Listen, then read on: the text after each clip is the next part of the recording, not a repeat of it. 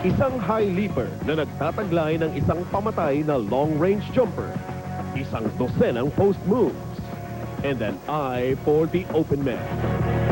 I don't think you know. Yan si Vergel Meneses.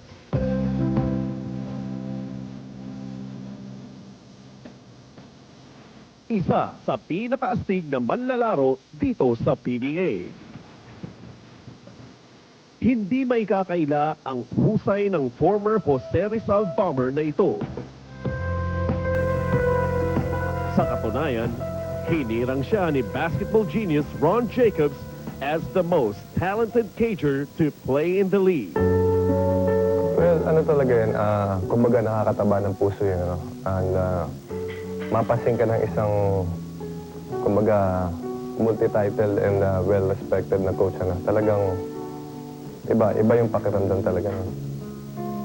Marami ang nabigla nang matalo siya sa Rookie of the Year race sa kanyang best friend na si Bong Ravena. But everybody understood why. Ravena's team then, San Miguel, had a lot more success than Meneses Presto.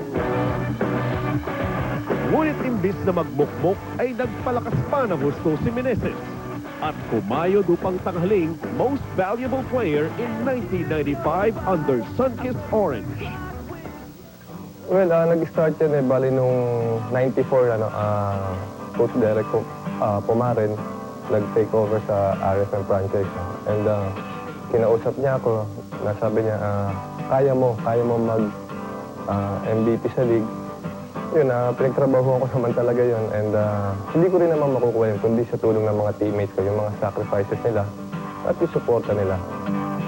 Magpalipat-lipat man siya ng kupunan ay hindi naman nagbago ang kanyang nakakaaliw na style of play.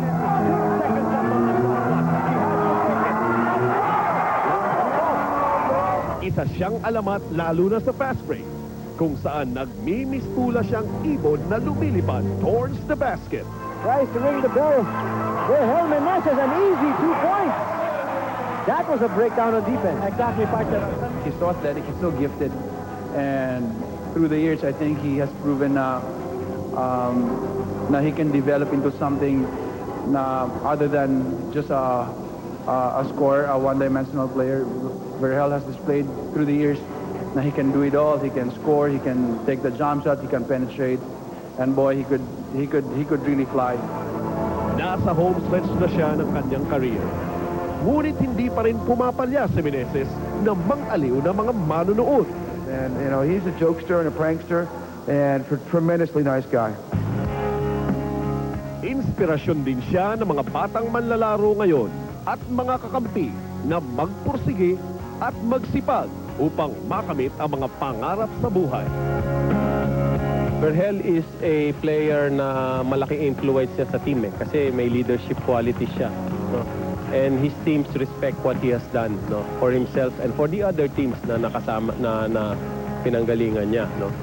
So even though he's not the team captain, he's treated as one of the leaders, no, leaders of the team, no. Malaking influence siya sa individual players ng team namin. And I guess that's what we lacked before, no. Kailangan namin ng leadership sa team. So tamang-tama rin na pinoprovide ni Vergel para sa team namin yung leadership na yun. Well, sa akin yung naging puhunan ko talaga is yung dedication ko talaga. Kung ano yung gusto kong ma-achieve talaga as a basketball player. Nandun na yung disiplina mo. Nandun na yung kailangan sa ensayo talagang todo ka. No? Kumbaga, wala kang sinasayang na minuto sa oras na ini-ensayo niya sa court. And importante rin yung, siyempre, pagdadasal ng para may gabay ka talaga. No? The Aerial Voyager, isang world-class athlete, one of the greatest cagers in the PBA. Astig sa hardcourt, astig din sa puso ng mga fans. Maraming tao na alam kung paano ako maglaro. Yung bang every game, nag-aabang sila kung ano yung gagawin ko sa game. Yung bang parang exciting player na. Ayoko makilala ko na asa ganun lang. Yung bang, ang gusto kong makilala nila ako yung Vergel Meneses na committed, kumbaga, nagpapakamatay sa laro para manalo. Yun ang gusto ko maalala nila.